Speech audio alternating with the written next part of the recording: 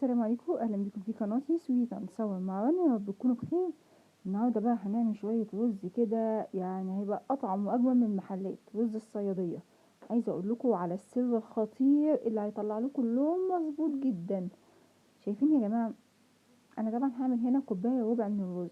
بصوا كميه الزيت اللي انا حطاها، طبعا دي انا مش هستخدمها خالص. انا يا دوب هعمل بس فيها، كل اللي هعمله ان انا هدي للبصله لون فيها. السر كله في شوية الزيت دول. حطوا زيت شوية كتير عن البصلاية، وقطعوها مكعبات كده او فروها زي ما انتم عايزين، واقعدوا شوحوا. نهدي النار ونقعد نشوح فيها. اول ما تبتدي تاخد مننا اللون اللي ظاهر قصادنا ده، ما نسيبش المعلقة من الحلة خالص. ليه؟ لانها في ثواني هتاخد لون بسرعة جدا.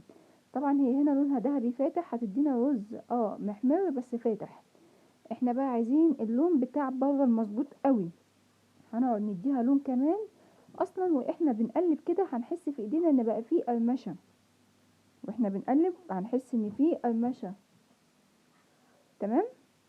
هفضل اقلب كده واشوح كده كويس جدا عشان كله ياخد مني لون واحد. هوريكم دلوقتي اللون المظبوط اللي المفروض ان هي توصل له. على فكره بدايه من اللون ده لحد اللون اللي انا هوريه لكم ينفع جدا كده لون الرز بتاعنا تمام جدا. اهو بصوا شايفين؟ انا بقى كل اللي عملته ايه؟ صفيت البصل بتاعي من الزيت كويس جدا وحطيته. على فكره ده بصل ابيض. البصل الابيض بيحتفظ بكميه زيت كتير جدا، فانتوا مش محتاجين تزودوا زيت على الرز. خلاص انا صفيته ووصلت للون اللي احنا شايفينه قصادنا ده. يبقى كده تمام. هعمل ايه بقى؟ هي كل كوبايه رز بتاخد كوبايه وربع من الميه. كل كوبايه رز بتاخد كوبايه وربع من الميه. هحط ميه من الحنفيه فلتر عادي يعني، وهحط على النار، وهحط البصله على النار، وهحط كمان معاها الكمون والملح. كوباية الرز بتاخد مننا بالظبط ربع معلقة صغيرة من الكمون ومعلقة صغيرة من الملح. اسيبهم مع بعض على النار عشان الكمون ريحته كده تفحفح، والملح البصل يمتص الملح بتاعنا عشان يطلع معانا مظبوط.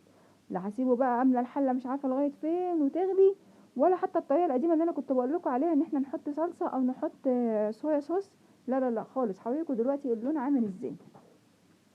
تمام. اول ما هتغلي كده اكون انا محضره الرز بتاعي، وبعد كده على طول بنروح منزلين بقى الرز بتاعنا زي ما احنا شايفين كده، بس ما بنقلبش. اوعوا تقلبوا. ليه؟ عشان ما يلزقش منكم. هنغطي بقى ونهدي النار. لو في شويه رز فوق الوش زي ما كنت بعمل كده هنزلهم عشان الميه تغطيهم. هنغطي ونهدي النار لمده 10 دقايق. ده شكله بعد 10 دقايق. طبعا هو ما استواش. بشوكه هنقلب عشان ما يعجنش مننا، ونبتدي نقلبه كله من فوق لتحت. بصوا اللون تحت عامل ازاي. انا بقول لكم شويه رز صيديه هيطلعوا معاكم رهاب فعلا. قلبت خلاص وتمام زي الفل. سبته كمان 10 دقايق وده منظره بعد ما استوى. بصوا شايفين المنظر؟ شايفين اللون عامل ازاي؟ ومش معجن خالص. تماما تماما. وادي الزيت اهو طلع حتى كمان، عشان انا قلت لكم ان البصل هيطلع الزيت. بصوا الشكل عامل ازاي. شويه رز صياديه ملهمش حل. جربوهم بجد بجد وهتدعوني. يا رب تكون الفكره وصلتكم والفيديو يكون عجبكم. اشوفكم في فيديو تاني. سلام عليكم.